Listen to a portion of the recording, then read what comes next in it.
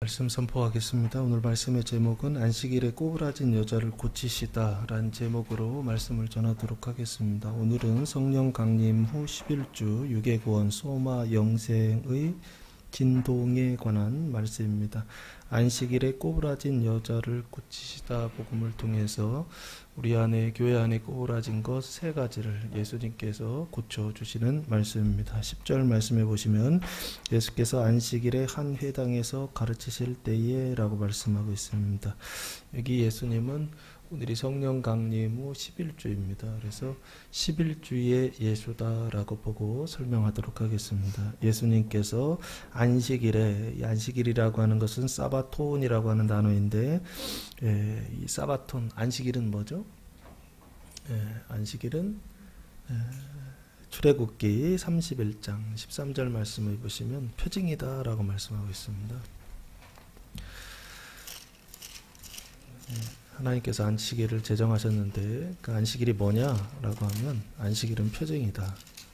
31장 13절 말씀해 보시면 너는 이스라엘 자손에게 말하여 이르기를 너희는 나의 안식일을 지키라. 이는 나와 너희 사이에 너희 대대의 표징이니 나는 너희를 거룩하게 하는 여호와인 줄 너희가 알게 함이라 라고 말씀하고 있습니다. 안식일은 뭐다?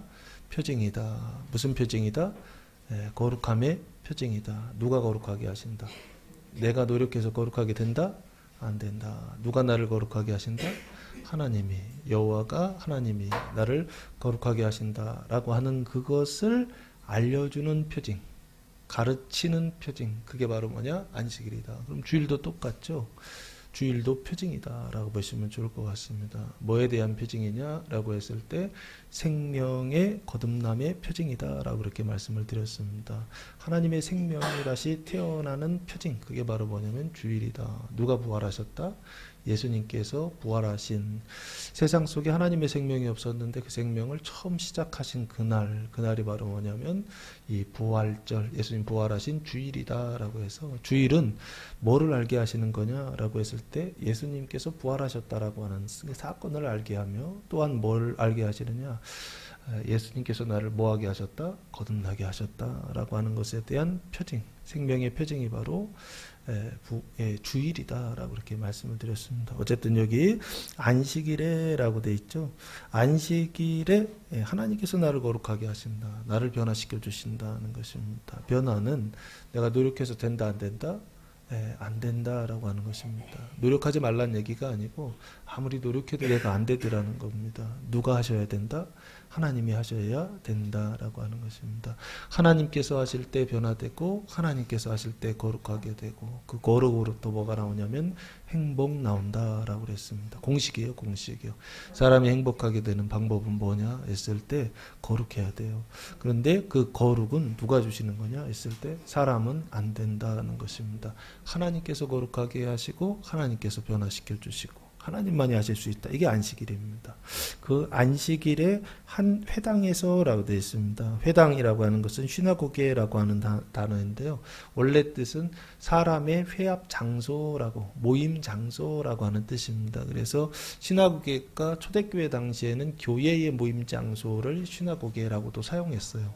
근데 이게 나중에 보니까 유대인들, 그 유대교인들 있죠? 유대교의 유대인들이 그 모이는 장소, 그 장소를 마치 우리 교회, 이걸 예배당이라고 하는 것처럼 시나고게 고유명사처럼 그렇게 사용했습니다. 어쨌든 원래 의미는 사람들의 모임 장소입니다. 그 회당에서라고 되어 있습니다. 그러면 요 당시의 회당은 기독교가 없었습니다. 교회가 없었으니까 이 당시의 회당은 뭐냐라고 했을 때 유대교를 믿는 유대인들이 모이는 장소, 그 회합 장소, 회당에서라고 보시면 좋을 것 같고요. 당연히 가르치실 때 예수님께서 가르치셨다는 것입니다. 그럼 거기서 뭘 가르쳐요? 불경을 가르칠까요? 아니겠죠. 뭐 다른 종교를 가르칠까요? 아니겠죠. 당연히 유대인들이 믿고 있었던 성경을 가르치고 있었다. 그 당시에는 성경이고 지금은 뭐다? 구약이다. 우리가 볼 때는 구약이다라고 보시면 좋을 것 같습니다.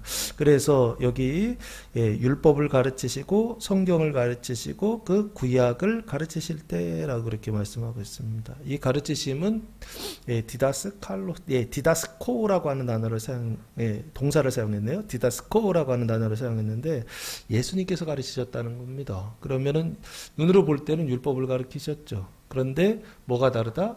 해석이 다르다라고. 똑같은 율법을 가지고 본문을 가지고 설명을 하시고 가르치셨는데 예수님께서 가르치시는 해석은 유대인들과는 좀 달랐다라고 말씀을 드렸죠. 예수님께서 가르치셨던 건 뭘까요? 율법을 통해 가르치신 것이요. 성경을 통해서 가르치신 예수님께서 가르치신 건 뭐다?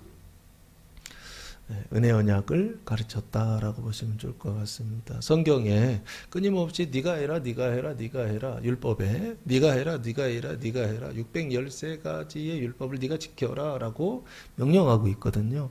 근데 그 명령을 유대인들은 어떻게 가르쳤느냐 했을 때 네가 해야 된다, 사람이 해야 된다, 유대교를 믿는 유대인들이 해야 된다 라고 그렇게 가르쳤습니다. 너의 행위를 통하여 어디에 이른다? 의에 이른다 라고 가르쳤는데 예수님은 지금 뭐라고 가르치느냐면 야 사람의 행위로서 의에 이른다 못 이른다? 못 이른다는 겁니다. 예수님은 무엇을 통해? 오히려 믿음을 통해 은혜를 통해 어디에 이른다? 의에 이른다 라고 하는 것을 가르치신 예수님의 해석, 그걸 지금 예수님이 여기 가르치셨다라고 보시면 좋지 않을까 싶고요. 그 은혜 언약을 해석하시고 가르치시는 것을 뭐라고 해야 될까?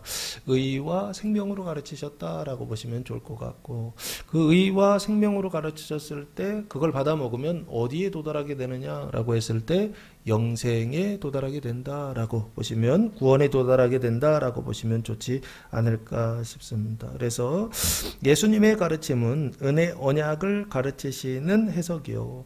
그 예수님의 가르침은 누구의 가르침이냐라고 했을 때 이거는 사람과 반대되는 하나님의 가르침이다라고 보시면 좋을 것 같습니다. 그럼 이전에 예수님께서 회당에서 가르치시기 전에 누군가 또 거기에서 가르치고 있었겠죠. 그러면 그 가르침은 뭐라고 해야 될까라고 했을 때 사람의 가르침이다 라고 보시면 좋지 않을까 싶고요. 그 사람의 가르침이요, 대표적으로는 서기관들이죠. 그리고 바리새인들, 백성의 장로들이 회당에서 하나님의 말씀을 가르쳤을 텐데 이 사람은 똑같이 율법을 가지고 성경을 가지고 어떻게 해석했다? 은혜 언약으로 해석하지 않고 뭐로 해석했다?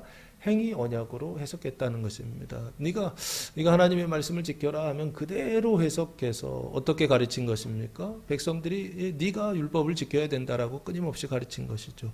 근데 율법을 지키면 지킬수록 지킬 수 있나요? 613가지의 율법을 하나도 빼지 않고 온전하게 지킬 수가 있나요? 없습니다. 그러니까 율법을 지키라고 했던 것은 율법을 정말 온전하게 지켜라 라고 하는 것에 목적이 있는 것이 아니라 뭐에 목적이 있느냐라고 했을 때 지킬 수 없다라고 하는 것을 알게 하려고, 이걸 깨닫는다라고 했습니다. 그 지킬 수 없다라는 게 뭐냐 했을 때 너의 상태를 알라는 것입니다. 너 자신을 알라는 것입니다. 그게 뭐냐 했을 때 죄를 깨달으라 라고 하는 것입니다. 율법을 지키라고 하는 것은 뭐를 깨달아라? 죄를 깨달으라 라고 하는 것인데 알았다 몰랐다? 몰랐다는 것입니다.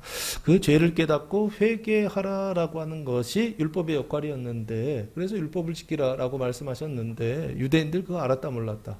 몰랐다는 것입니다. 자기가 지켜야 되는 줄 알았다는 것입니다. 그래서 서기관들과 바리새인들, 그 유대인들은 뭐라고 가르쳤느냐? 사람의 행위를 통하여서 어디에 이른다?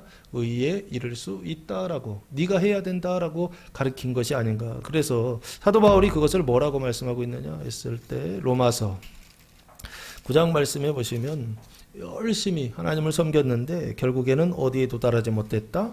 의에 도달하지 못했다라고 그렇게 말씀하고 있습니다. 9장 30절 말씀해 보시면 로마서 9장 30절 그런즉 우리가 무슨 말을 하리요? 의를 따르지 아니한 이방인들이 의를 얻었으니 곧 믿음에서 난 의요. 이방인들은 믿고 어디에 도달했다? 의를 얻었다. 의에 이르게 되었다라고요. 구원을 받았다는 얘기입니다. 그런데 반대로 의의 법을 따라간 이스라엘은, 그 당시엔 이스라엘, 지금 유대인을 얘기하는 것입니다. 유대인들은 율법에 이르지 못하였으니, 그렇게 열심을 냈는데, 율법을 지켰는데 율법에 이르지 못했다. 의에 이르지 못했다라고 하는 것입니다. 32절, 그 이유가 뭐냐? 어찌 그러하냐? 이는 그들이 믿음을 의지하지 않고 뭘 의지했다?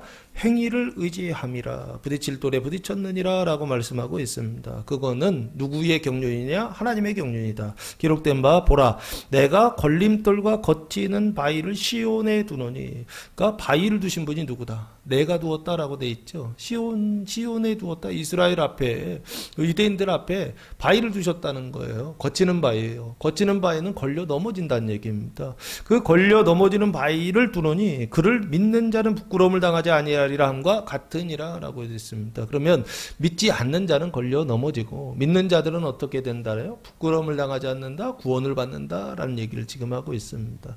사도 바울이 진짜 하고 싶은 건 뭐냐 했을 때, 하나님께서 하신 그 일을 믿음으로 사람은 어떻게 된다? 의에 이르고 구원에 이른다 라고 하는 얘기를 지금 하고 싶은 거예요. 근데 유대인들은 알았다 몰랐다는 것입니다. 이스라엘 백성들은 그렇게 열심히 의에 이르기 위하여 율법을 지켰는데 실제적으로 의에 이르더라 이르지 못하더라. 어디에 이르러요? 죄에 이르는 것이죠. 뭐가 나타난다고요? 죄가 더 나타나는 것입니다. 왜 그렇죠? 어둠 속에 빛을 비추는 것과 같은 것입니다. 그랬더니 그 안에 뭐가 드러나더라? 죄와 사망이 드러나더라라고 하는 것입니다. 그 죄와 사망 속에서 죽지 않는 벌레들 있잖아요. 꺼지지 않는 불들이 막 그 안에서 막 이렇게 드러나는 것이죠. 나타나는 것이죠. 얼마나 당황스러웠을까요? 그게 유대인들이었다는 것입니다. 여기요. 회당에서 가르치실 때 예수님의 가르침이 은혜 언약, 믿음으로 구원받는다라고 하는 은혜 언약을 가르쳤다고 한다면 이전에는 무엇을 가르치고 있었느냐라고 했을 때 사람의 해석이죠. 사람의 가르침, 행위언약을 가르쳤다라고 보시면 좋지 않을까 싶습니다. 그것을 통하여서 의에 이르러야 되는데 죄에 이르고, 그것을 통하여 영벌에 이르는 그런 결과물들이 나오게 되었다라고 하는 것이죠. 오늘 본문이 그걸 말하고 싶은 게 아닌가 싶습니다. 그래서 예수께서 안식일에 한 회당에서 가르치실 때 그 안에 누가 있었느냐? 예수님 가르침을 시작하셨단 말이에요. 근데 그 전에 사람의 가르침이 있었다고 그랬죠. 그걸 계속 받아먹은 거예요. 몇 년 받아먹었느냐? 11절 말씀해 보시면 18년이라고 되어 있습니다. 18태 동안이나 귀신 들려 앓으며 꼬부라져 조금도 펴지 못하는 한 여자가 있더라라고 말씀하고 있습니다. 18년이라고 되어 있죠. 18해 동안이라고 하는 것은 뭐냐라고 했을 때, 이 18이라고 하는 숫자가 의미가 없는 게 아니고 이 의미가 있다라고 보시는 게 좋지 않을까 싶습니다. 이유는 누가복음 13장 4절 말씀해 보시면 똑같이 18이라고 하는 단어가 나오고 있습니다. 4절, 또 실로암에서 망대가 무너져 치여 죽은 18사람이 예루살렘에 거한 다른 모든 사람보다 죄가 더 있는 줄 아느냐 하시면서 18사람이 나오죠. 어디에 치여 죽은? 실로암 망대가 무너져, 그래서 밑에서 깔려 죽었다는 얘기입니다. 치워 죽었다는 얘기는, 근데 몇 명이었다? 18명이었다라고 하는 것입니다. 그럼 이게 뭘까요? 앞에서 똑같은 10장이죠. 13장인데요. 13장 바로 앞에서 회개하지 않으면 망한다 이 얘기하고 있어요. 근데 18명을 얘기하고 있죠. 그리고 나서 6절에서 열매 맺지 못하는 무화과나무 비유를 말씀하시죠. 구조가 똑같아요. 그리고 나서 10절에 보면 안식일에 꼬부라진 여자를 고치시는데 18해 귀신 들린 여자가 나와요. 그리고 나서 18절에 보면은 겨자씨와 누룩 비유가 나와요. 구조가 똑같아요. 이해되세요? 앞에서 사건 말씀하시고 비유 말씀하시고, 사건 말씀하시고 나서 비유 말씀하시고, 그리고 결론으로 좁은 문으로 들어가기를 힘쓰라라고 그렇게 말씀하시더라. 그러니까 13장은요 처음부터 끝까지 뭘 얘기하고 있느냐라고 했을 때, 회개하지 않으면 망한다 이 얘기를 하고, 회개하면은 어떻게 된다? 망하지 않는다는 것이죠. 승한다는 것입니다. 그리고 어디에 들어가느냐? 천국에 들어간다. 천국 비유예요 이게요. 누룩 비유 얘기하시고 씨 비유 얘기하시는데 이게 천국 비유거든요. 천국에 들어간다라는 얘기를 하십니다. 회개하면 천국에 들어가는데 회개하지 않으면 망한다 이 얘기를 하시는 거예요. 근데 이 천국은 어떤 천국이냐라고 했을 때 아주 높은 하나님이 계신 그 보좌의 가장 높은 어떤 천국의 자리를 말씀하고 있는 게 아닌가 싶습니다. 그래서 18년 18해 동안이라고 하는 것은 앞에 13장 4절에서 18명이라고 하는 마치 시의 운율처럼 이해되세요? 시가 있으면 앞에서 이렇게 이야기하면 뒤에서 한 번 더 받쳐서 이렇게 가면서 운율처럼 지금 사용하고 있어요. 18년. 서로가 이어졌다라는 얘기를 지금 하고 있는 것 같아요. 그 앞에 문장과 뒤에 문장을 서로 이을 때 이런 식으로 지금 시의 운율을 사용하는 것처럼 지금 사용하고 있는 게 아닌가. 회개하자면 망한다라는 얘기를 지금 꼬부라진 여자의 이 사건을 통해서 또 한 번 말씀하고 있는 것입니다. 그러면서 요 회개하지 않으면 망한다라고 할 때 이 18이라고 하는 숫자가 그 회개는 결국에 어떤 회개를 이야기하느냐라고 했을 때 요나서 1장 17절 말씀해 보시면 구약에 언약되어 있습니다. 약속되어 있는데 이 회개는 저는 이 회개가 아닌가라는 생각을 해봅니다. 요나서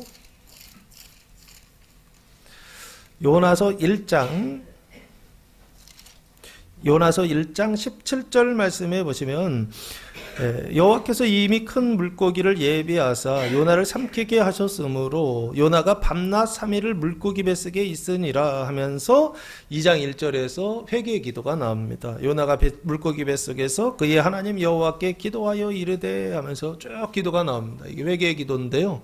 이 회개의 기도는 뭐냐라고 했을 때 하나님 니느웨로 가라 그러셨거든요. 근데 니느웨는 그 당시에 어떤 나라였느냐? 북이스라엘을 멸망시킨 나라입니다. 원수의 나라였죠.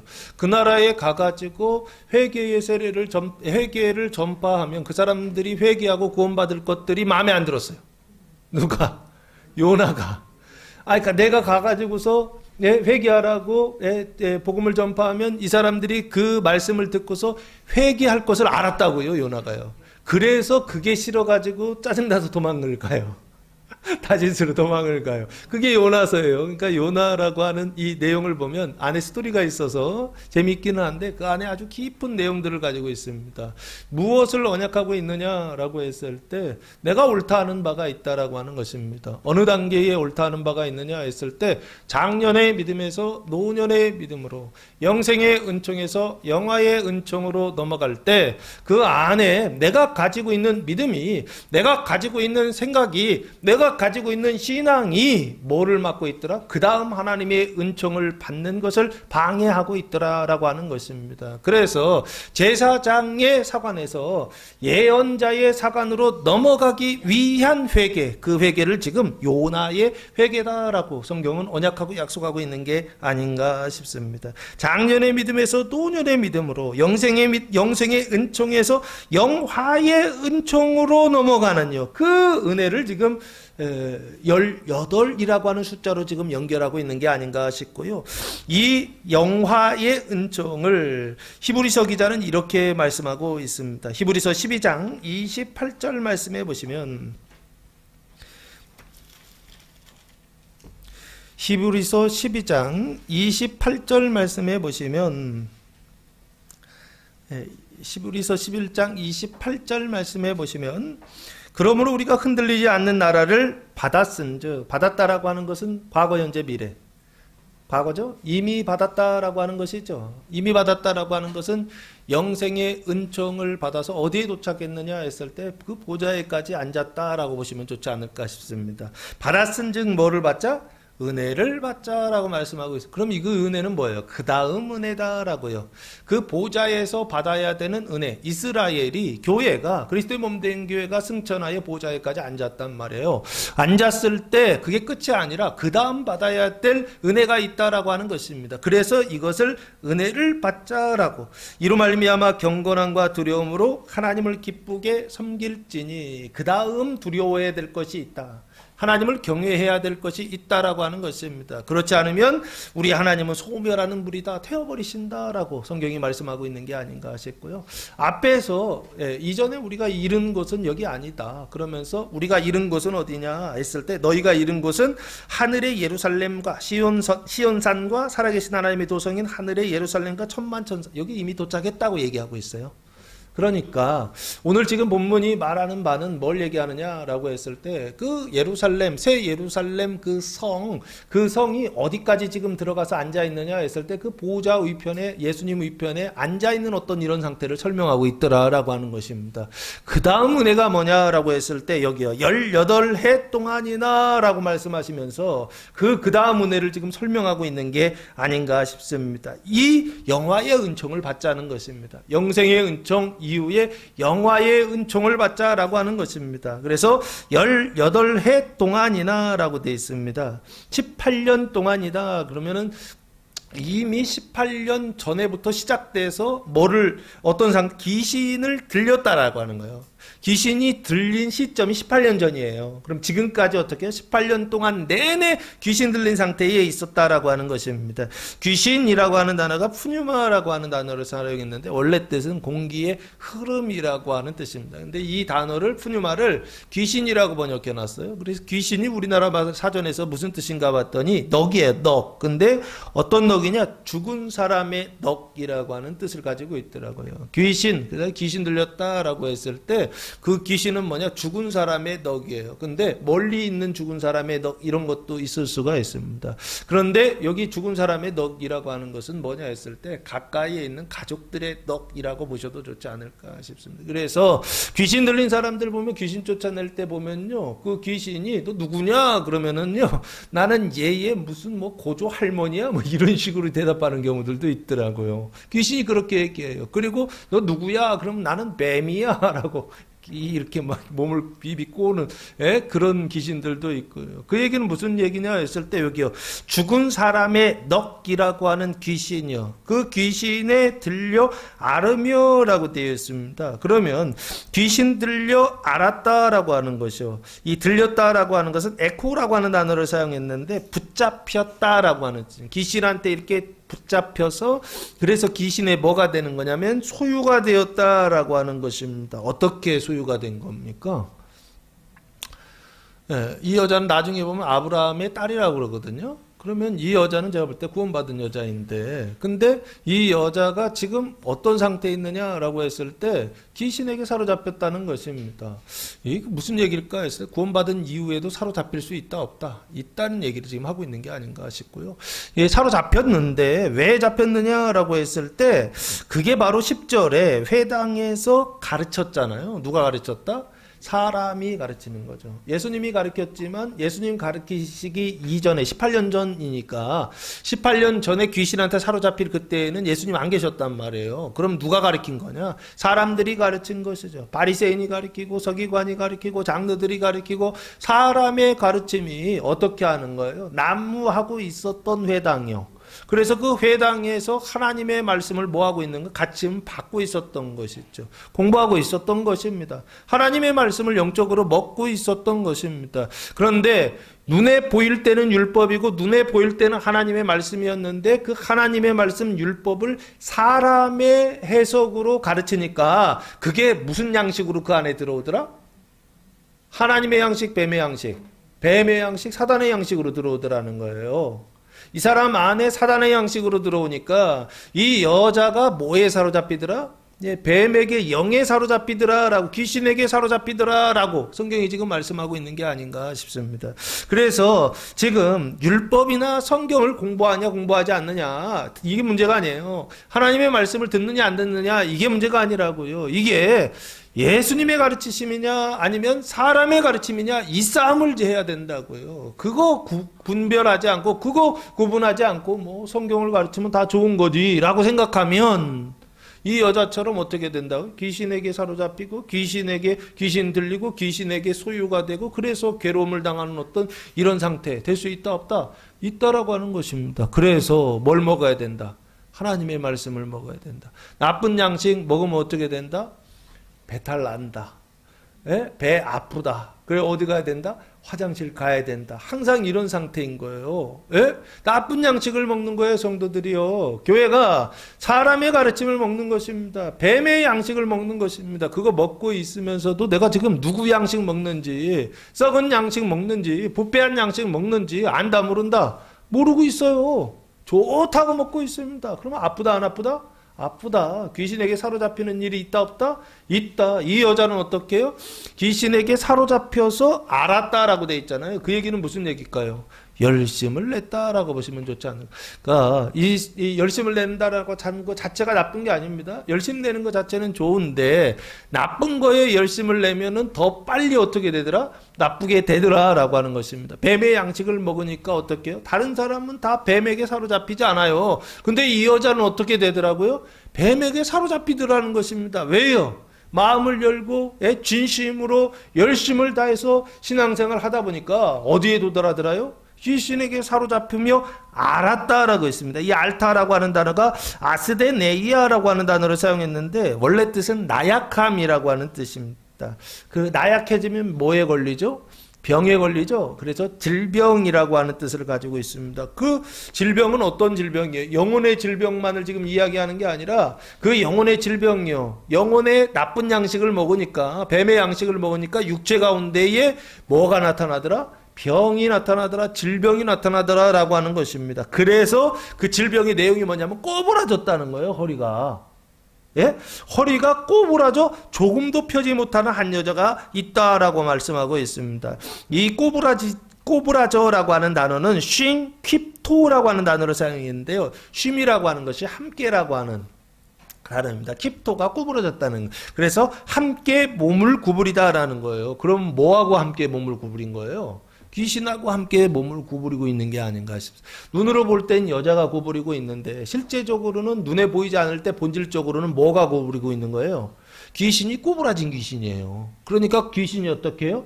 여자를 지금 꼬부라지게 하고 있는 게 아닌가. 그래서 펴지 못하게 하는 게 아닌가 싶습니다. 여기요, 꼬부라졌다라고 하는 것은 함께 몸을 구부리다라고 하는 것인데 뭘 구부리는 거냐라고 했을 때 허리요. 허리가 이렇게 굽혀 있다라고 그렇게 보시면 좋지 않을까.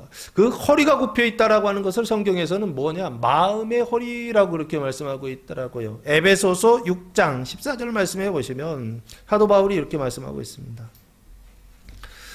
에베소서 6장 14절 말씀해 보시면 그런즉 서서 진리로 너희 허리띠를 띠고 의의 호신경을 붙이고 마귀를 대적하는 싸움 하면서 그러면서 하나님의 전신갑주를 입으라라고 얘기했거든요. 그 중에 허리에는 갑주가 있죠. 무슨 갑주예요? 허리에는요. 진리의 허리띠라고 돼 있죠. 그러면 여기에는 뭐를 띠고 있어야 되는 거예요? 진리의 허리띠를 띠고 있어야 꼬부라지지 않는 거예요. 그렇죠? 근데 이 여자는 그 양식을 계속, 잘못된 양식을, 뱀의 양식을 계속 먹다 보니까 진리의 허리띠를 띈 게 아니라 무슨 허리띠를 띈 거예요? 사망의 허리띠, 뱀의 허리띠, 진리 반대, 비진리라고 하겠습니다. 비진리의 허리띠를 띠고 어떻게 하고 있냐? 허리가 확 꼬꾸라지더라는 것입니다. 그래서 18년 동안 펴지 못하는 어떤 이런 상태로 그렇게 살 수밖에 없는 그런 여자가 되었다라고요. 성경이 지금 말씀하고 있는 게 아닌가 싶습니다. 진리의 허리띠를 띠시기 바랍니다. 비진리의 허리띠를 띠면 허리가 굽어지게 돼 있다고요. 허리가 굽어져서 조금도 펴지 못하는 어떤 이런 여자가 된다라고 하는 것입니다. 그래서 지금 조금도 펴지 못한다라고 하는 것은 디나마이라고 하는 단어를 사용했는데요. 할 수 있다. 원래는 할 수 있다는데 앞에 낫이 붙어가지고 할 수 없다, 능력 없다라고 하는 뜻입니다. 그래서 한 여자가 있다라고 있습니다. 여자라고 하는 단어가 귀내라고 하는 단어를 사용했는데요. 귀내는 여자는 여자야. 근데 어떤 여자예요? 결혼한 여자입니다. 그래서 그 결혼한 여자를 뭐라고 불러요? 부인이라고 불러요. 부자라고 하는 것은 뭐가 있는 거예요? 남편이 있다는 얘기죠. 그러면 이 한 여자가 있다라고 하는 것은 이게 여자의 상태이구나. 남편이 있는 여자의 상태이구나. 그런데 이 여자는 지금 어떤 상태에 있느냐라고 했을 때 남편과 아내와의 관계 속에서는 아내이고 그리고 그러면 남편의 어머니가 있을 거니에요. 지난주에 시어머니 있었죠. 그 시어머니와 이 여자의 관계는 뭐예요? 며느리죠. 고부잖아요, 고부. 시어머니와 며느리와의 관계 속에서 며느리가 지금 어느 자리까지 갔느냐라고 했을 때 보좌에 앉는 자리까지는 갔어요. 근데 그 다음 단계예요. 어머니, 시어머니 있잖아요. 그 자리, 노년의 다리, 신앙의 단계까지는 올라가지 못한 어떤 이런 신앙의 딜레마 속에 지금 있더라는 것입니다. 그래서 여기요, 한 여자라고 하는 것은 장년의 신앙이다라고 보시면 좋을 것 같고, 영생의 은총을 받고 있는데, 뭐를 받고 있지, 지금 뭐를 받지 못하느냐 했을 때, 영화의 은총, 영생의 은총은 받고 있지만, 영화의 은총은 받지 못하고 있더라라고 하는, 그 여자가 지금 조금도 펴지 못하는 한 여자다라고 지금 말씀하고 있는 게 아닌가 싶습니다. 이 여자는 누구의 가르침을 받고 있다? 사람의 가르침을 받고 있는 여자다라는 것입니다. 그 사람의 가르침을 받으니까 삶 속에 뭐가 나타나더라? 영벌이 나타나더라라는 것입니다. 어디 안에 있는데도, 회당 안에 있는데도, 교회 안에 있는데도, 교회 안에서 예수님의 가르침을 받지 않고 누구의 가르침을 받는다? 사람의 가르침, 그 뱀의 가르침, 사단의 가르침을 받는다고 한다면, 그 사람의 가르침은 행위언약입니다. 가르침을 받는다고 한다면 이 사람은 어떻게 된다? 삶 속에 구부러지는 현상들이 나타나더라는 것입니다. 육신에 구부러지는 현상들이 나타나더라는, 그래서 조금도 펴지 못하는 이런 문제들이 나타나더라라고 하는 것입니다. 그래서 12절 말씀해 보시면 이 여자를 보시고 예수님께서 고쳐주십니다. 12절 예수께서 보시고 불러 이르시되 여자여 네가 내 병에서 놓였다 하시고 라고 말씀하고 있습니다. 예수께서 보시고 꼬부라진 여자를 보신 것입니다. 보시고 불러 이르시되, 불렀다라고 하는 것은 가까이 호출했다라고 보시면 좋을 것 같고요. 이르시되라고 하는 것은 말씀하시죠. 근데 이 말씀은 누구의 말씀이다? 예수님의 말씀이죠. 그 예수님의 말씀에는 능력이 있다 없다? 있다. 무슨 능력이요? 창조의 능력이 있다라고 보시면 좋지 않을까 싶습니다. 비진리밖에 없는, 그래서 허리가 구부러질 수밖에 없었던 여자에게 지금 예수님 말씀하심으로 그 허리에 뭐를 주시는 거냐면 진리의 허리띠를 주시는 거예요. 그래서 창조의 능력이 나타납니다. 여자여 네가 내 병에서 놓였다 하시고 라고 말씀하고 있습니다. 여자여 기내입니다. 네가 네 병에서 놓였다. 그럼 네 병이라고 하는 단어가 아스테네이아라고 하는 단어입니다. 앞에서 아르미오라고 하는 단어와 똑같은 단어입니다. 알타라고 하는 것은 결국에 뭐에 지금 앓고 있는 것인가요? 귀신에 들려서 앓고 있는 것이죠. 그 귀신에 들려서 앓고 있는 건 영적인 표현이고, 이게 이제 정신적으로 보았을 때는 어떤 거예요? 비진리에 사로잡혀 있다라고 보시면 좋을 것 같죠. 이해되십니까? 그래서 그 귀신 들림, 그 비진리에서 어떻게 되었다? 놓였다? 해방되었다라고요. 예수님 말씀하십니다. 내 병에서 놓였다라고 지금 선포하고 계세요. 선언하고 계세요. 놓였다라고 하는 단어는 아폴리오라고 하는 단어를 사용했는데, 완전히 어떻게 하느냐면 자유하다라는 뜻입니다. 풀어주다라는 뜻이에요. 풀어주기는 풀어줘. 근데 부분적으로 풀어주는 게 아니라 완전히 풀어주다라고 하는 뜻입니다. 예수님께서 지금 뭘 풀어주시느냐? 그 영혼의 상태예요. 귀신 들려서 사로잡혀 있는 상태부터 먼저 풀어주시고 해방하시고, 그리고 나서 두 번째 뭐를 고쳐주시느냐? 13절 말씀해 보시면 안수하시니라고 되어 있습니다. 안수라고 하는 것은 안자가 놓다라는 것이고요. 숫자가 손이라는 거예요. 그러니까 손을 얹어 놓다는 거예요. 근데 보통 안수는 어디에 하죠? 머리에 하잖아요. 그래서 머리에 안수한다 이렇게 생각하는데, 저는 여기 머리 쪽보다는 어느 쪽이 더 필요할 것 같아요. 제가 볼 때 허리 쪽에 더 필요하지 않을까 싶어서 허리에 안수했다라고 보시면 좋지 않을까 싶습니다. 그래서 이 허리에 손을 이렇게 대신 것은 왜 그러냐라고 했을 때, 대시면 고쳐지고 안 대시면 안 고쳐지고 뭐 그래서 대시는 건가요? 아닙니다. 예수님께서 허리에다가 안수를 하시거나 손을 대는 것은 왜 그러냐 했을 때, 우리가 못 알아들어서 그래요. 사람들이 못 알아듣는다고요. 그러니까 손을 대시는 그것을 통하여 표징과 같은 것이죠. 눈에 보이는 것을 통하여서 눈에 보이지 않는 하나님의 능력이 나타난다라고 하는 것을 보여주시려고 일부러 그냥 손을 이렇게 대시는 게 아닌가 싶어요. 안 돼도 고쳐져요, 제가 볼 때는요. 근데 왜 그러냐면 안 돼도 고쳐지는 장면이 있으니까요. 말만 하셔도 고쳐지는 장면이 있기 때문에 일부러 대신 것은 왜 그러시느냐 했을 때, 보여주시려고 가르치시려고 사람들이 어떻게 해요? 알아들으라고 손을 대신 게 아닌가 싶습니다. 그래서 안수하시니라고 되어 있습니다. 예수님께서 이 안수하시는 내용은 예수님께서 하신 일이지만 이게 다 구약에 언약되어 있는 내용이 아닌가 싶습니다. 약속하셨는데 어디에 약속하셨느냐라고 했을 때 예레미야 1장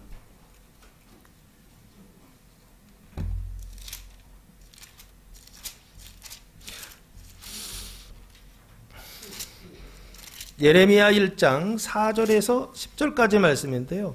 하나님께서 예레미야를 부르시는, 그래서 여호와의 말씀이 예레미야에게 임하시는 장면에 관한 말씀입니다. 이 임하시는 장면에 관한 말씀에서 보시면 하나님께서 손을 대시는 장면이 나옵니다. 9절이네요. 여호와께서 그의 손을 내밀어 내 입에 대시며 여호와께서 내게 이르시되 보라 내가 내 말을 내 입에 두었노라 라고 말씀하고 있습니다. 여호와께서 여호와의 손을 어디에다 대셨다? 예레미야의 입에 대셨다라고 되어 있죠. 그래서 내가 내 말을 너희의 입에 두었다라고 말씀하시죠. 이유와 목적이 뭐냐 했을 때 10절입니다. 보라 내가 오늘 너를 여러 나라와 여러 왕국 위에 세워 네가 그것들을 뽑고 파괴하며 파멸하고 넘어뜨리며 건설하고 심게 하였느니라 하시니라 라고 말씀하고 있습니다. 결국에 여기 보시면 왕국 위에 세웠다는 거예요. 근데 어떤 나라? 여러 나라 여러 왕국이요. 그럼 여러 나라 여러 왕국은 이스라엘이에요? 아니죠. 이스라엘 밖에 있는 여러 나라 여러 왕국이 열방입니다. 열방이요. 그 열방을 뭐 하려고요? 뽑고 파괴하며 파멸하고 넘어뜨리며 건설하고 심게 하기 위하여 어떻게 하시는 거예요? 여호와께서 여호와의 손을 지금 예레미야의 입에 안수하셨다라고 그렇게 말씀하고 있습니다. 이해되세요? 지금 여기 예수님께서 이 여자의 허리에, 구부러진 허리에 안수하시는 건 뭐 하려고 하시는 거냐라고 했을 때 그 열방을 구원하시기 위하여 동일하게 예수님이 어떻게 하시더라고요? 안수하고 계시더라는 것입니다. 구약의 여호와의 손이 예레미야의 입에 안수하셨던 것처럼 지금 예수님께서 지금 구부러진 여자의 허리에 안수하심으로 뭐 하고 계시느냐 했을 때 이 여자를 그 열국의 열방에, 그래서 열방을 구원하시는 그 일로 세우시는 그 언약을 예레미야에 기록해 놓고 예수님 지금 여기서 성취하고 계시더라라고 하는 것입니다. 그러니까 예수님이 안수하셨다라고 하는 것은 이 여자를 지금 뭐로 세우셨다? 열방을 구원하는 뭐로요? 열방을 구원하는 사람으로 지금 세우셨다. 예레미야처럼 선지자로 지금 세웠다라고 하는 것을 지금 안수하시니라고 말씀하고 있는 게 아닌가 싶고요. 여자가 곧 펴고 하나님께 영광을 돌리는지라 라고 말씀하고 있습니다. 여자가 곧 즉시로 펴다라고 하는 것은 어떻게 해요? 허리를 들어 올렸다라고 하는 것입니다. 그래서 바로 세웠다라고 하는 것입니다. 그래서 세워지는 것이죠. 사람이 세워지고 선지자가 세워지고 예언자가 세워지는 것이죠. 그 예언자를 세워서 누구를 구원하신다? 열방을 구원하시는 일을, 열국과 왕국을, 여러 왕국을 구원하시는 일을 심고 뽑고 멸하고 세우는 그 일을 하나님께서 어떻게 해요? 하시기 위하여 이미 약속해 놓으셨고 예수님 그걸 어떻게 해요? 안수하심으로 성취하고 계시더라라고 하는 것입니다. 그래서 여자가 펴고 하나님께 어떻게 했다? 영광을 돌리는지라 라고 말씀하고 있습니다. 이 하나님께 영광을 돌리다 라고 하는 단어는 독사조라고 하는 단어를 사용했는데요. 하나님을 영광스럽게 하다 그리고 찬미하다 라고 하는 것입니다. 하나님을 찬양하기 시작했다 라고 하는 것입니다. 그 얘기는 무슨 얘기인가요? 이전에는 내 영혼의 상태가 귀신에 사로잡혀서 귀신의 그 영에 사로잡혀서 그 영화의 은총이요 여러 왕국 열방을 구원하는 그것을 하나님의 그 경륜 그 뜻을 그 말씀을 받아들일 수 있었다 없었다? 없었다는 것입니다. 그런데 어떻게 하나님께서 안수하심으로 인해서 이 여자의 그 구부러진 몸과 그 영혼의 상태를 어떻게 해요? 고쳐주셔서 그래서 열국의 예언자로 선지자로 하나님께서 이 여자를 세우시더라는 것입니다. 노년의 믿음을 갖게 하시고 영화의 은총을 받게 하시더라라고 하는 것입니다. 그래서 뭐가 시작되느냐라고 했을 때 영화의 은총을, 하나님의 영화의 그 영광을 드러내고 나타내는 자로 하나님께서 이 여자를 세우시더라라고 하는 것입니다. 사랑하는 성도 여러분, 이 시간, 이번 한 주간 예수님께서 꼬부라진 자들, 꼬부라진 여자를 세우시는 일들을 하실 것입니다. 지난 주간에 이미 하셨고 이번 주간에 또 하실 것입니다. 영혼이 꼬부라져 있고 생각이 꼬부라져 있고 심지어는 육체예요. 그 육체까지도, 육신의 모양까지도 꼬부라져 있는 이 사람을 세우시는 일을 예수님께서 이번 주에 하실 것입니다. 근데 그것을 하시는 이유와 목적은 내가 잘해서 하신다 이런 뜻이 아닙니다. 내 안에 연약함이 있고 내 안에 부족함이 있고 나는 할 수 없는 어떤 그런 상태임에도 불구하고 하나님은 어떻게 해요? 하나님의 그 계획과 하나님의 경륜을 이루시기 위하여 하나님께서 하시더라 하나님의 일을 하시더라. 꼬부라지는 것들을 고치시더라는 것입니다. 여자를 고치시고 귀신을 쫓아내시고 허리가 꼬부라진 것을 피셔서 빚을 일을 진리로 바꾸시더라라고 하는 것입니다. 주님께서 꼬부라진 것을 펴실 때 기쁨으로 하나님께 영광을 돌리며 하나님을 찬미하는 교회와 성도들 되시기를 예수님의 이름으로 축복합니다. 14절 말씀해 보시면 회당장이 예수께서 안식일에 병 고치시는 것을 보고 분내어 무리에게 이르되 일할 날이 열쇠가 있으니 그동안에 와서 고침을 받을 것이요 안식일에는 하지 말 것이니라 하니라 라고 말씀하고 있습니다. 여기 보시면 이제 대상이 여자에서 회당장으로 바뀌어 있죠. 근데 회당장도 베베 꼬여 있어요. 뭔가 좀 삐딱해요. 그래서 생각이 어떻게 돼 있느냐라고 했을 때 신앙이 지금 꼬부러졌다라고 하는 것을 조금 볼 수 있지 않을까 싶습니다. 왜 그러냐 했을 때 예수께서 안식일에 병 고치시는 것을 보고 어떻게 한 거예요? 분을 내었다라고 하는, 분냈다라고 하는 것은 결국에 뭐예요? 화를 냈다라고 하는 것이잖아요. 그 화를 냈다라고 하는 것은 뭐냐라고 했을 때 예수님이 정상이라고 한다면 이 사람은 지금 꼬부라졌다는 거예요. 근데 뭐가 꼬부라졌느냐라고 했을 때 그 마음과 생각이 꼬부라졌다는 거예요. 그 생각이 이 사람의 그 신앙이 지금 꼬부라져 있다라고 하는 것입니다. 그래서 진리를 보면서도 그 진리를 진리로 인식하지 못하고 어떻게 해요?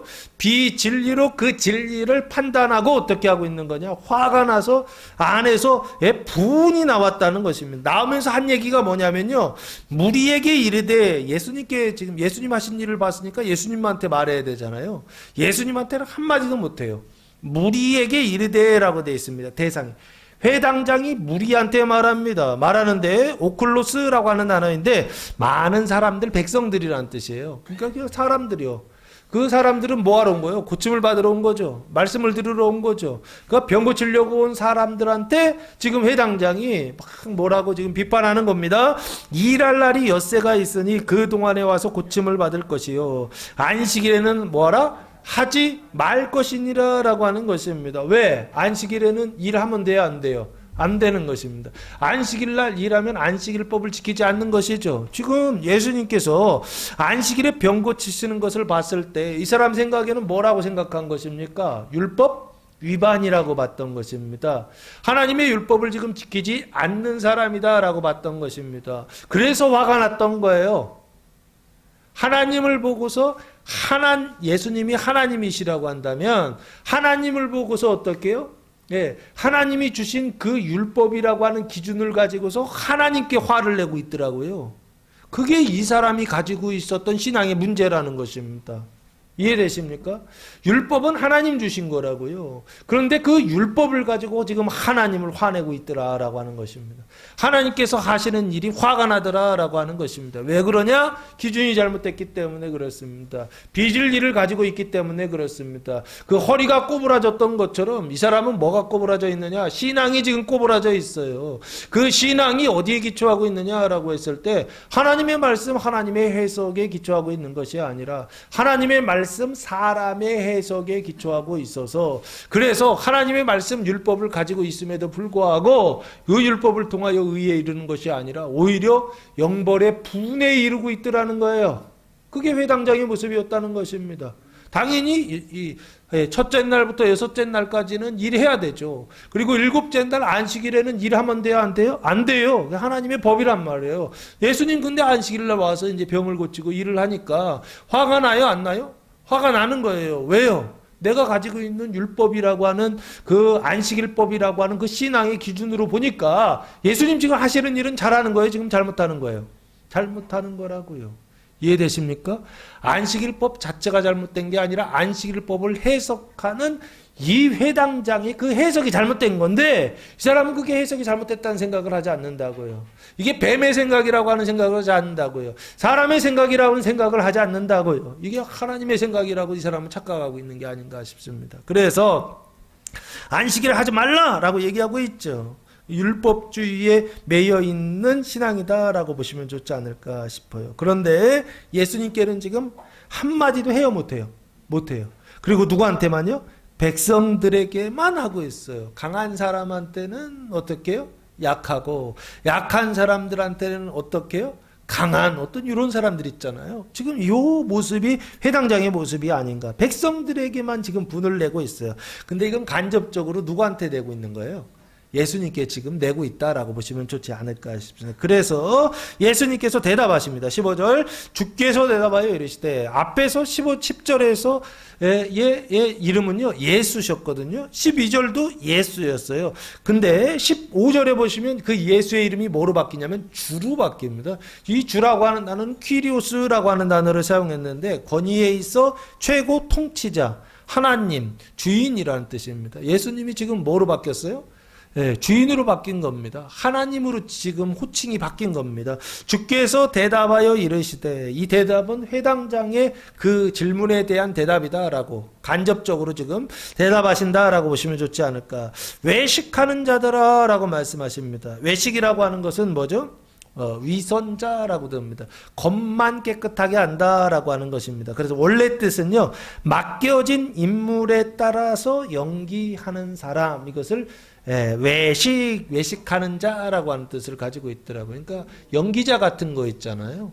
뭐 영화라든지 연극이라든지 여기에서 여러 가지 인격이 있잖아요. 그것을 자기 걸로 소화해 가지고서 그 역할을 이렇게 잘 이렇게 감당하는 어떤 이런 상태 있잖아요. 이걸 외식이라고 지금 맡겨진 인물에 따라 연기하는요. 그리고 우리 이 세상 여기에서 사는 사람들이요.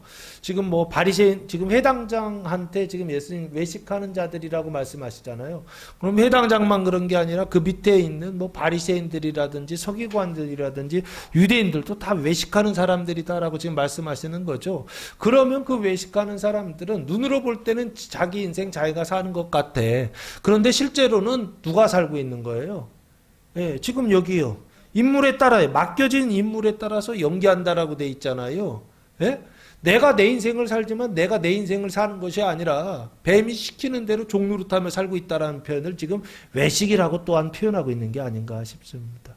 내가 이 세상 사는 것 같아요. 근데 내가 사는 게 아니라고요. 누가 살게 하는 거라고요? 구원받기 전에는 그 죄와 사망에 종노릇하면서 살고 있더라. 시키는 대로 사는 것입니다. 내가 왜 이렇게 하는지 나도 모르겠어요.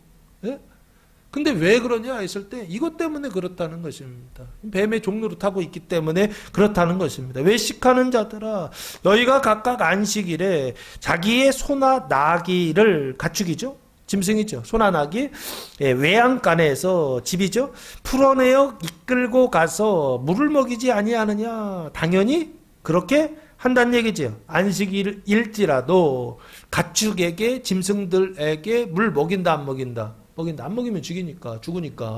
그러니까 어떻게 해요? 먹인다라는 얘기입니다. 안식일임에도 불구하고 먹인다는 거예요. 그럼 일한다 안 한다?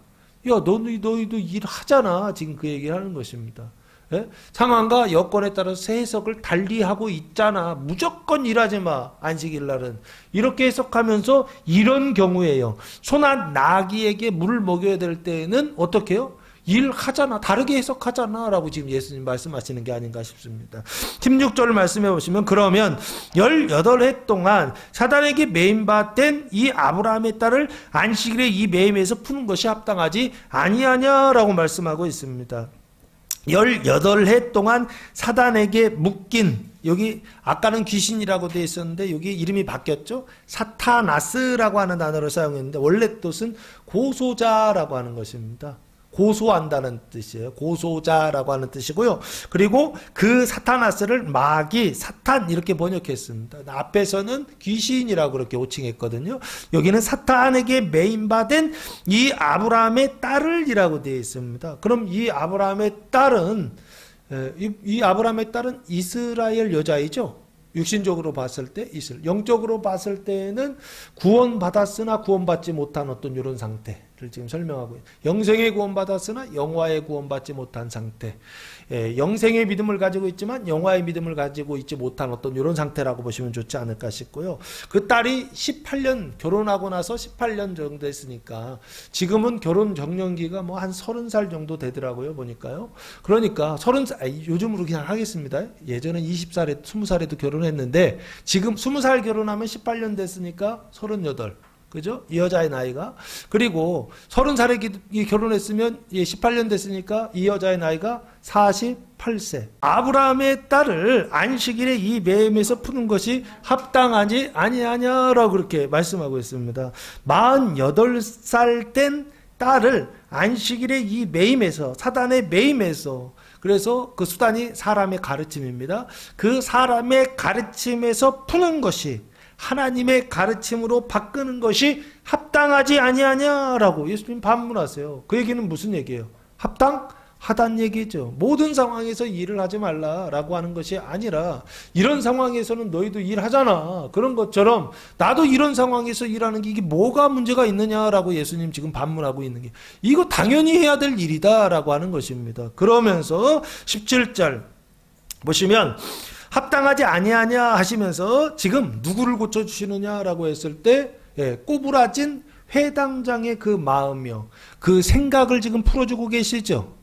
회당장의 신앙이 꼬부라져 있었다고요. 그 생각이 꼬부라져 있었다고요. 그 해석이 꼬부라져 있었다고요. 그래서 어떻게요? 안식일에는 절대 일하면 안 된다라고 하면서도 뒤에서는 어떻게 해요? 일을 하고 있었던 것이죠. 그게 회당장이었잖아요. 마찬가지로 예수님께서 안식일에 일하면 안 된다라고 해놓고서 어떻게 이런 경우에도 일해도 돼라고 이렇게 말씀하실 때 이 사람은 그거 받아들일 수가 없는 거예요. 그 생각이요. 요게 꽉 묶여 있는 것이죠. 그걸 율법주의라고 하면 좋지 않을까라고 했습니다. 사람의 생각에 묶여가지고 이렇게 해야 된다라고 하는 어떤 이런 거 있잖아요. 그래가지고 그걸 가지고 막 공격하고 막 이렇게 하면 원래 의도는 그런 게 아니죠. 예? 어떤 말을 했을 때 하나님께서 그렇게 일하지 말라라고 말씀하셨던 것은 일하지 않는 게 목적이 아니고 뭐가 목적이었다? 안식일은요. 내가 너희를 거룩하게 한다는 것입니다. 내가 너희를 변화시키신다는 것입니다. 내가 너희에게 생명 주신다라고 하는 것입니다. 이거 가르치시려고 안식일에 일하지 말라고 한 것이지 일하지 않는 게 목적이 아니라고요. 이해되십니까? 본질에 있어서 형식이라고 하는 것은 본질에 도달하기 위한 수단으로서 사용돼야 되는데 실제적으로는 그 형식이 본질을 어떻게 하고 있어요? 완전히 사로잡고 있어요. 그래서 허리가 완전히 꼬부라져서 그래서 본질에는 도달하지 못하고 계속 어디에 머물러 있는 형식에 머물러서 본질에 도달하지 못하는 이런 상태에 있었던 사람이 회당장이었다는 것입니다. 그 마음의 생각을 어떻게 해요? 꼬부라진 생각을 예수님께서 이렇게 대답하심으로 고쳐주시더라라고 하는 것입니다. 이번 한 주간 예수님께서 여러분의 생각을 고쳐주실 것입니다. 마음을 고쳐주실 것입니다. 꼬부라진 것들을 고쳐주실 것입니다. 대한민국에 그냥 확 꼬부라져 있더라고요. 무슨 얘기만 하면은 다 꼬부라져 가지고서 삐딱하게 생각하고 행동하더라고요. 그걸 깨끗하게 고쳐주실 줄로 믿습니다. 생각을 고쳐주시고 마지막이요. 17절 말씀해 보시면 예수께서 이 말씀을 하시며 모든 반대하는 자들은 부끄러워하고 무리는 그가 하시는 모든 영광스러운 일을 기뻐하니라 라고 말씀하고 있습니다. 이 말씀을 하시며 라고 되어 있죠. 회당장에게 이 말씀을 하신 거예요. 그래서 회당장이 꼬부라진 생각을 고쳐주신 이후에 모든 반대하는 자들이라고 되어 있죠. 대적하는 자들입니다. 누군가요? 회당장이 대적하고 있었고 또 유대인들이 또 대적하고 있었다라고 보시면 좋지 않을까 싶고요. 그 반대하는 자들은 어떤 상태가 되었다? 부끄러워하고 수치를 느끼고 라고 보시면 수치감을 느꼈다는 것입니다. 그리고 온 무리는 반대쪽에는 뭐가 있었냐면 무리가 있었다라고 되어 있습니다. 온 무리는 오클로스라고 하는 단어인데요. 예수를 찬송하는 많은 사람들, 백성들이라고 보시면 좋을 것 같고요. 그가 예수께서 하시는 모든 영광스러운 일을 기뻐했다라고 말씀하고 있습니다. 모든 영광스러운 일은 뭐죠? 사단의 매임에서 어떻게 해요? 풀어주시고, 그리고 꼬부라진 누구의 허리를요? 회당장의 허리를 이렇게 펴주시는 그 모든 영광스러운 일을요, 기뻐했다라고 하는 것입니다. 기뻐하다라고 하는 단어는 카이로라고 하는 단어를 사용했는데, 유쾌하게 하다, 은은히 행복하다라고 하는 뜻입니다. 결국에 지금 많은 백성들이요, 온 무리가 지금 행복하다, 은은히 기뻐하다, 은은히 행복하다라고 되어 있잖아요. 행복을 느끼고 있다는 얘기잖아요. 그 얘기는 무슨냐? 지금 무리를 거룩하게 하셨다라고 지금 보시면 좋지 않을까 싶고요. 그러면 이전에요, 이 말씀을 하시기 이전에 꼬부라져 있을 때 회당장의 마음이 꼬부라져 있고 그 여자의 그 허리가 꼬부라져 있을 그때에는 이게 정반대였다라는 얘기죠. 그렇죠? 지금 여기요. 모든 이 반대하는 자들이요. 반대하는 자들은 부끄러워한 게 아니라 자랑스러워했겠죠. 그렇죠? 그리고 오히려 온 무리는 기뻐한 게 아니라 어떻게 해요? 슬퍼하고 부끄러워할 수밖에 없는 어떤 이런 상태에 있었다라고요. 보시면 좋지 않을까 싶습니다. 무리가 부끄러워했는데 예수님께서 이 말씀을 하심으로 인해서 그 무리가 어떻게 됐다라는 거예요. 기뻐하게 되었다, 행복하게 되었다, 자랑스럽게 되었다라고요. 그렇게 보시면 좋지 않을까 싶습니다. 그 얘기는 그 기뻐하다라고 하는 것은 뭐 영혼이 기뻐하다, 생각이 기뻐하다.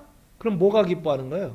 사람의 마음이, 감정이 기뻐하다라고 보시면 좋지 않을까. 마음이 기쁘다, 그 감정이 기쁘다라고 보시면 좋지 않을까 싶고요. 그래서 그 감정이 기쁘다라고 하는 것은 결국에 밖으로 그 감정이 드러나. 어떤 사람 보면요, 화가 나면 얼굴에 여기에 막 이렇게 열이 이만큼 올라와 있어요. 참으려고 해도 이렇게. 근데 기쁜 사람들은 얼굴에 이렇게 다 표시가 나요. 그렇지 않나요? 그건 무슨 얘기인가요? 태도를 바꾸셨다라고 보셔도 좋지 않을까 싶습니다. 그래서 그 분위기를 완전히 바꿔버리신 거죠. 어떤 분위기요?